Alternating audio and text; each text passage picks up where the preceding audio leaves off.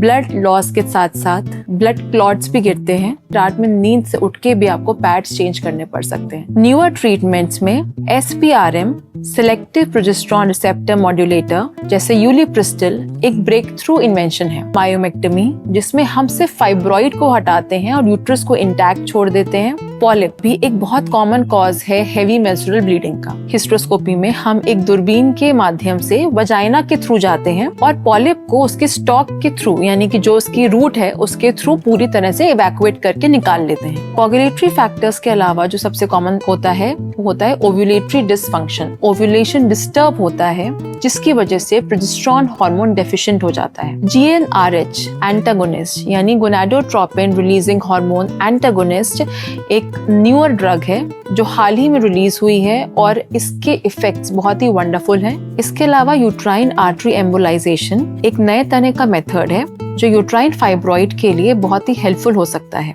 Heavy period bleeding या heavy menstrual bleeding आपकी रोजमर्रा की लाइफ को डिस्टर्ब कर सकती है। जिन पेशेंट्स को हैवी मेंस्ट्रुअल ब्लीडिंग हो रही है वो फिजिकली, मेंटली, इमोशनली डिस्टर्ब हो जाते हैं और यही डेफिनेशन है HMB या हैवी मेंस्ट्रुअल ब्लीडिंग की। जब भी किसी महिला को इतनी ब्लीडिंग हो कि वो फिजिकली, मेंटली, इमोशनली डिस्टर्ब हो जाए तो उसे हम HMB या हैवी मेंस्ट्रुअल ब्लीडिंग कहते हैं। अगर हम टेक्निकल बात करें तो ऐसे पेशेंट्स को ब्लीडिंग 8 दिन से ज्यादा चलती है। मोर देन 80 ml से ज्यादा ब्लड लॉस होता है। ब्लड लॉस के साथ साथ ब्लड क्लॉट्स भी गिरते हैं जो 1 रुपए के सिक्के से ज्यादा बड़े होते हैं। इसके साथ आपको हर 2-2 घंटे पे पैड लगाने की जरूरत पड़ सकती है। ब्लड फ्लो इतना ज्यादा होता है कि पैड लगाने के बाद भी आपके कपड़े सोख हो जाते हैं, बेडशीट सोख हो सकती हैं। रात में नींद से उठ के आपको ये इतना बॉदरसम होता है कि रात में नींद से उठ के भी आपको पैड्स चेंज करने पड़ सकते हैं।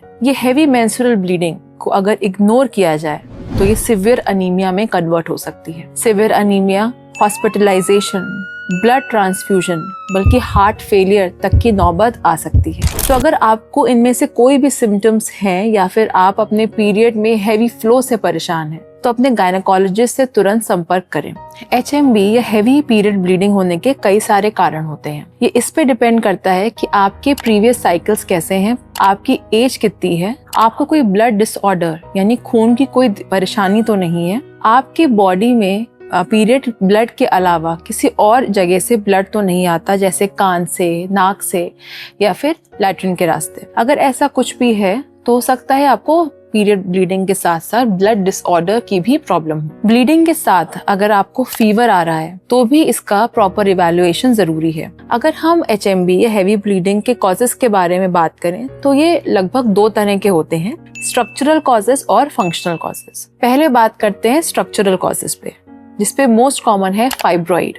फाइब्रॉइड मतलब यूट्रस के अंदर एक गांठ या रसौली। फाइब्रॉइड कई तरह के होते हैं। कुछ फाइब्रॉइड होते हैं जो यूट्राइन कैविटी के अंदर प्रोट्रूड करते हैं, कुछ होते हैं जो उसके मसल या मायोमेट्रियम में होते हैं और कुछ फाइब्रॉइड ऐसे होते हैं जो यूट्रस की वॉल से निकलते हुए एब्डोमेन में जाते हैं जिनको सबसिरोसल फाइब्रॉइड कहते हैं। जो फाइब्रॉइड यूट्राइन कैविटी के अंदर प्रोट्रूड कर रहे हैं या मसल में हैं, वो पीरियड के दौरान बहुत हैवी ब्लीडिंग कराते हैं, पीरियड पेन कराते हैं और इनका इलाज होना बहुत जरूरी होता है। कई सारी महिलाओं को छोटे फाइब्रॉइड एक्सीडेंटली भी डिटेक्ट होते हैं अल्ट्रासाउंड में जो बहुत ही हार्मलेस होते हैं। पर अगर ये फाइब्रॉइड 4 से 5 सेंटीमीटर से ज्यादा बड़े हैं और क्लिनिकली आपको कोई परेशानी जैसे हैवी पीरियड, पेट में दर्द, कॉन्स्टिपेशन, लोअर एब्डोमेन में हेवीनेस, बार बार UTI होना जैसे कोई सिम्टम्स हो रहे हैं तो इन फाइब्रॉइड्स को सर्जरी के माध्यम से निकालना पड़ सकता है। फाइब्रॉइड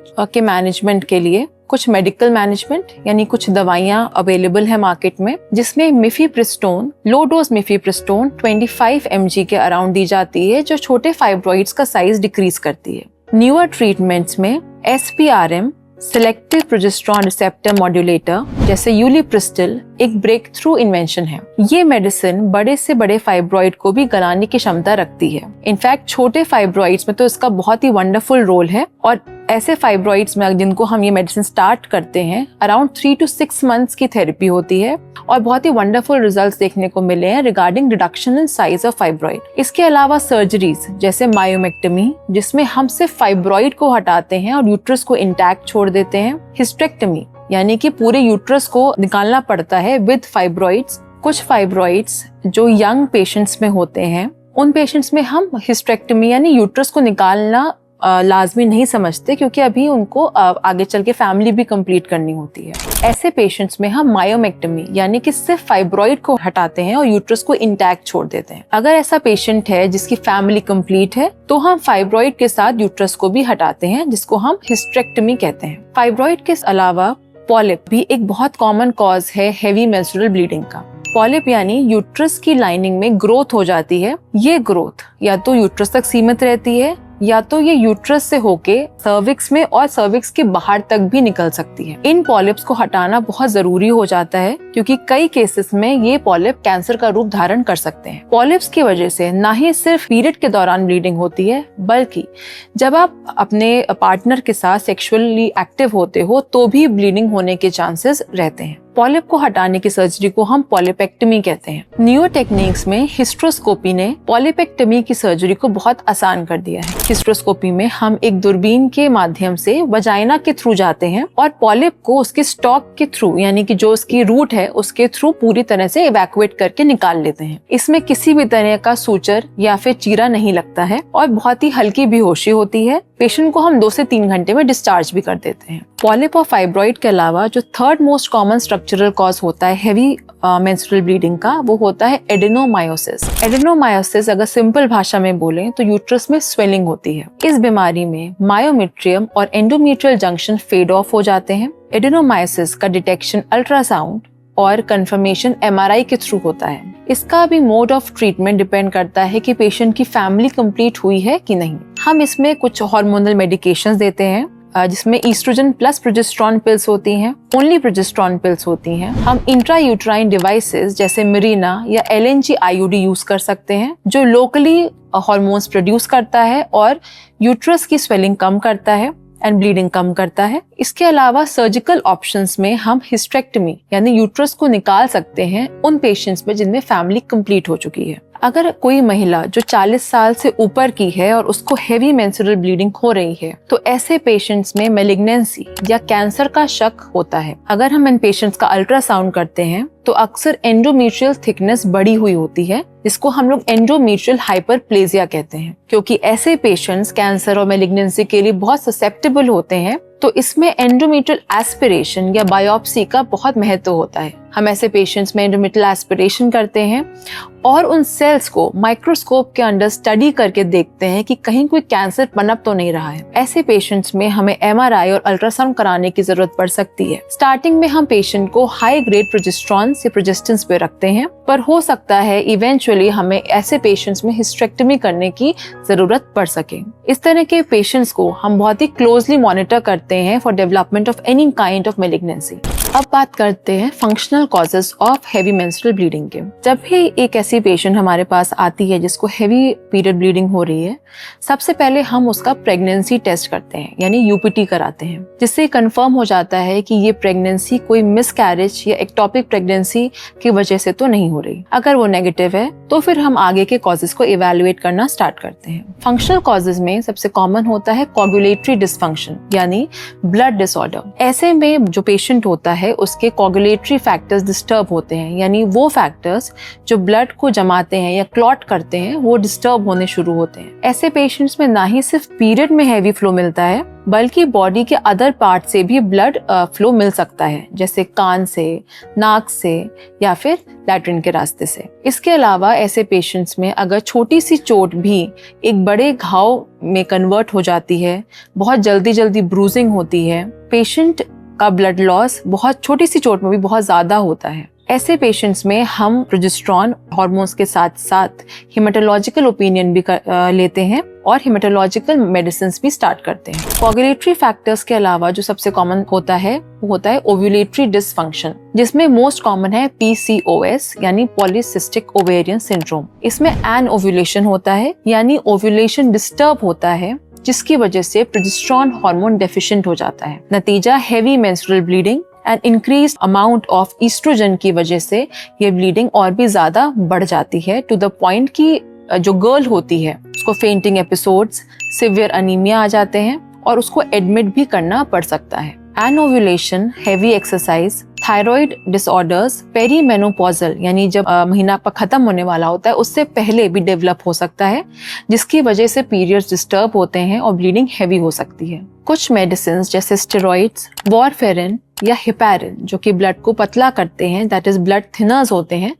उनकी वजह से भी ब्लीडिंग पीरियड के दौरान हेवी हो जाती है। अगला कारण है कॉपर टी। कॉपर टी लगाने के बाद लगभग 30 to 40% लेडीज को हेवी पीरियड ब्लीडिंग एक्सपीरियंस होती है। अगर ये ब्लीडिंग मोर देन 3 months तक एक्सपीरियंस होती है एक लेडी को, तो हम कॉपर टी हटाने की सलाह देते हैं और उन्हें ऑल्टरनेटिव कॉन्ट्रासेप्टिव ऑप्शंस के बारे में एजुकेट करते हैं और ऑप्ट करने की सलाह देते हैं। इन्फेक्शंस, एंडोमेट्रियल इन्फेक्शंस को एंडोमेट्राइटिस कहते हैं। ऐसे में वैसोडाइलेटरी फैक्टर्स की मात्रा बढ़ जाती है और वैसोकॉन्स्ट्रिक्टरी फैक्टर्स की मात्रा कम हो जाती है, जिसकी वजह से हेवी पीरियड ब्लीडिंग होती है। इंक्रीज्ड वेट या ओबेसिटी भी हेवी पीरियड ब्लीडिंग का एक कारण है। ओबेसिटी की वजह से इंसुलिन रेजिस्टेंस होता है, एनओव्यूलेशन होता है और बैड ईस्ट्रोजन यानी E1 का अमाउंट बढ़ता है। E1 यानी बैड ईस्ट्रोजन पेरिफेरल फैट से बनता है और क्योंकि ओबेसिटी में पेरिफेरल फैट की मात्रा ज्यादा होती है तो बैड ईस्ट्रोजन की मात्रा ज्यादा बढ़ जाती है, जिसकी वजह से पीरियड में हेवी फ्लो होता है और इंसुलिन रेजिस्टेंस बढ़ जाता है। अब बात करते हैं ट्रीटमेंट ऑप्शंस की। जब एक पेशेंट हमारे पास हेवी पीरियड ब्लीडिंग के साथ आती है, हम उसकी हिस्ट्री लेते हैं, पेल्विक एग्जामिनेशन करते हैं, साथ में एक अल्ट्रासोनोग्राफी जरूर करते हैं, ये देखने के लिए कि कोई स्ट्रक्चरल कॉज तो नहीं है या एंडोमेट्रियल लाइनिंग बढ़ी हुई तो नहीं है। कोई भी स्ट्रक्चरल कॉज अगर हमको अल्ट्रासाउंड पे मिलता है, जैसे फाइब्रॉइड या पॉलिप या एडेनोमाइसिस, तो हम उसका कंफर्मेशन MRI से कर सकते हैं। पेशेंट को हम ट्रेनेक्सामिक एसिड या ट्रेनेक्सा पे रखते हैं, जो कि एक एंटी फिब्रिनोलिटिक मेडिसिन है। ये मेडिसिन आपके ब्लड क्लॉट को टूटने से रोकती है और जो हेवी फ्लो की ब्लीडिंग हो रही है उसको प्रिवेंट करती है। इसके अलावा हम पेशेंट्स को हार्मोनल पिल्स पे स्टार्ट करते हैं। अगर ये जो ब्लीडिंग है ये बहुत हैवी है तो हम उसको ईस्ट्रोजन इंजेक्शंस या टैबलेट ईस्ट्रोजन पे भी स्टार्ट कर सकते हैं, जिसको हम ग्रेजुअली टेपर करते हैं और फिर हम लोग E+P यानी ईस्ट्रोजन प्लस प्रोजेस्टेरॉन पिल्स पे उसको रखते हैं। लेकिन कुछ पेशेंट्स में हमको प्रोजेस्टेरॉन ओनली पिल्स यानी कि पिल्स में सिर्फ प्रोजेस्टेरॉन हार्मोन होता है, उससे हमारा ब्लीडिंग काफी हद तक कंट्रोल हो जाती है और इवेंचुअली हम उसको OCP यानी E+P पे स्टार्ट कर सकते हैं। तो हमारे पास हार्मोनल ऑप्शंस हैं, पर बहुत सारे पेशेंट्स ऐसे होते हैं जो हमसे कहते हैं कि मैम हमें हार्मोन्स नहीं लेने हैं, हमें नॉन हार्मोनल ऑप्शंस आप बताइए। तो ऐसे पेशेंट्स के लिए न्यूअर मेडिसिन अब हमारी मार्केट में आ गई हैं, जिसमें ब्रेक थ्रू इंटरवेंशन है SPRM जो हमने अभी डिस्कस किया, यूलिप्रिस्टिल जो फाइब्रॉइड के केसेस में बहुत ही वंडरफुल एक्ट करता है। इसके अलावा मिफीप्रिस्टोन की लो डोज 25 mg तक फाइब्रॉइड्स के छोटे फाइब्रॉइड को गलाने में हेल्प करती है। GnRH एंटागोनिस्ट यानी गोनाडोट्रोपिन रिलीजिंग हार्मोन एंटागोनिस्ट एक न्यूअर ड्रग है जो हाल ही में रिलीज हुई है और इसके इफेक्ट्स बहुत ही वंडरफुल हैं एंड प्लस ये हार्मोनल साइड इफेक्ट से भी रहित है।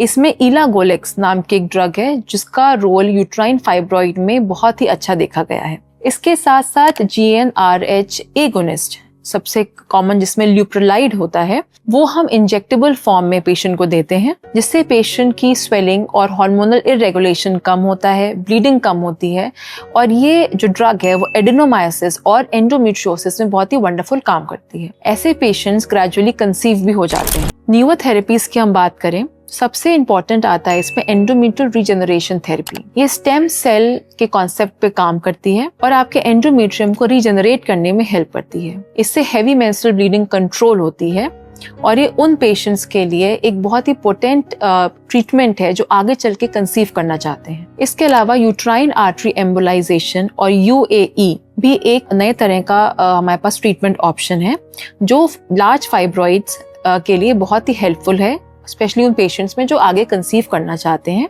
इसके अलावा यूट्राइन आर्टरी एम्बोलाइजेशन एक नए तरह का मेथड है जो यूट्राइन फाइब्रॉइड के लिए बहुत ही हेल्पफुल हो सकता है। इस टेक्निक में हम यूट्राइन आर्टरी को ब्लॉक करते हैं और फाइब्रॉइड की ब्लड सप्लाई कम करते हैं, जिसकी वजह से वो श्रिंक कर जाता है। ये उन पेशेंट्स के लिए बहुत ही अच्छा है जो आगे चल के कंसीव करना चाहते हैं और यूट्रस निकालने की सर्जरी यानी हिस्टेरेक्टमी से बचना चाहते हैं। नेक्स्ट है MRI गाइडेड फोकस्ड अल्ट्रासोनोग्राफी। ये टेक्निक अल्ट्रासाउंड वेव्स पे काम करती है और अगेन यूट्रस में प्रेजेंट फाइब्रॉइड को श्रिंक करने में हेल्प करती है।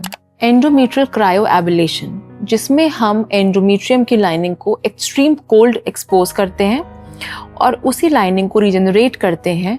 इस तरह से हेवी मेंस्ट्रुअल ब्लीडिंग कंट्रोल हो जाती है। अगेन ये सब मेथड्स हिस्टेरेक्टमी के एक ऑल्टरनेटिव हैं। जिन पेशेंट्स को हिस्टेरेक्टमी नहीं चाहिए होती वो इन सारे मेथड्स को ऑप्ट कर सकते हैं। एक और सर्जिकल इंटरवेंशन, इसको हम हिस्ट्रोस्कोपिक मॉर्सिलेशन कहते हैं। ये एक नया सर्जिकल मेथड है जिसमें हम हिस्ट्रोस्कोपी की मदद से वजाइना के थ्रू जाके वाया हिस्ट्रोस्कोप, और जिसे हम दूरबीन कह सकते हैं, फाइब्रॉइड जो यूट्रस की कैविटी के अंदर प्रोट्रूड कर रहा है या जो पॉलिप है उसको हम लोग कट करते हैं और ब्रेक डाउन करते हैं। ऐसे में अगेन आपको यूट्रस से कोई भी चीरा लगाने की जरूरत नहीं पड़ती, बड़ी सर्जरी की जरूरत नहीं पड़ती और आप एक बहुत बड़े प्रोसीजर से बच सकते हैं, क्योंकि ये प्रोसीजर बहुत ही छोटा प्रोसीजर है, ऑफिस प्रोसीजर है और पेशेंट 3 से 4 घंटे में डिस्चार्ज हो जाता है। सिमिलरली रेडियो फ्रीक्वेंसी भी एक नए तरह का मेथड है जो हेवी मेंस्ट्रुअल ब्लीडिंग कंट्रोल करने में हेल्प करता है और स्ट्रक्चरल कॉजेज में इसका बहुत बड़ा रोल देखा गया है। तो इस वीडियो में हमने हेवी मेंस्ट्रुअल ब्लीडिंग के बारे में बात की। आप या आपके आसपास महिलाओं में से किसी को भी हेवी पीरियड ब्लीडिंग की समस्या जरूर होगी, क्योंकि ये समस्या बहुत ही कॉमन है। अगर ऐसा है तो आप ये इन्फॉर्मेशन उनको जरूर शेयर करें जिससे उनको एक अच्छा सोल्यूशन मिल सके। And stay tune to my channel for more such information.